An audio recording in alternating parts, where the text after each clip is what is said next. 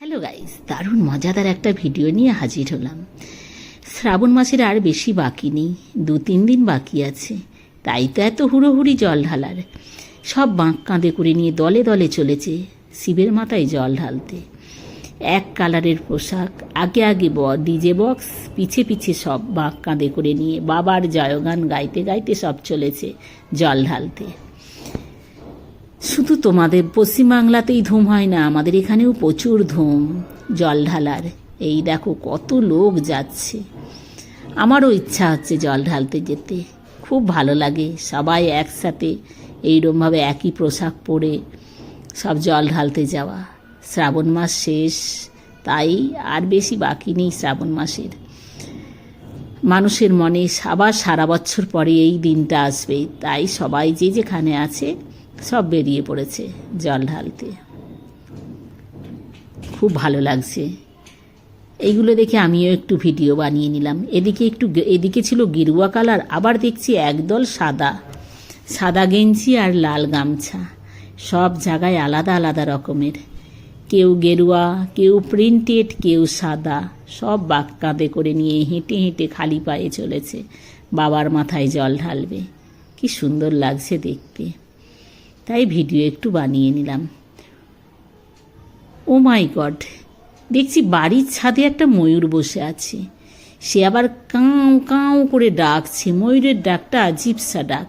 একটু দূর থেকে ভিডিওটা বানালাম, একটু অস্পষ্ট লাগছে, জুম করে ভিডিওটা করেছি। কি বড় ময়ূরটা, ছেলে ময়ূর, খুব ভালো লাগছে। মেয়ে ময়ূর থাকলেও ভালো হতো, জোড়া থাকতো দেখতে, এক জোড়া থাকতো, তাহলে দেখতে আরও সুন্দর লাগতো।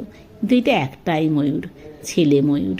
খুব সুন্দর লাগছে, যেন মনে হচ্ছে যে কেউ পুষেছে এই ময়ূরটাকে। না গো, কেউ পুষেনি, এই ময়ূরটা উড়ে এসেছে, বাড়ির ছাদে বসেছে। এখানে খুব ময়ূর দেখা যায় সব সময়, যেমন দেশে কাক উড়ে বেড়ায় সব জায়গায়, এইখানে সেইরকম ময়ূর সব জায়গাতেই ময়ূর দেখতে পাবে। সন্ধে হলে তো ময়ূরের ডাক সব সময় শুনতে পাওয়া, সন্ধে হলেই শোনা যায়। আর এইটা দিনের বেলায় দেখো, এইবার বোঝা যাচ্ছে কি সুন্দরভাবে বসে আছে ময়ূরটা। দেখাতে পারলাম তোমাদের ময়ূরকে। এইবার যাওয়ার পথে কি করছি, পায়রাকে খেতে দিলাম।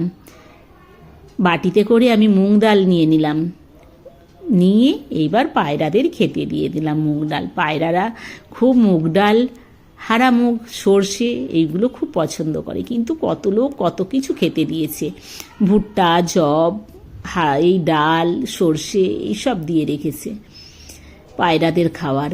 এই পায়রাদের খেতে দিয়ে এইবার বাড়ির থেকে রওনা দেবো। লাস্ট ফিনিশিং পায়রাদের খেতে দিয়েছি। গাছটায় ভর্তি হয়ে আছে পায়রা, না জানে কোথা থেকে দূর দূর থেকে পায়রাগুলো আসে। খেতে পাই বলেই না এই পায়রাগুলো এইখানে আসে, তাই না?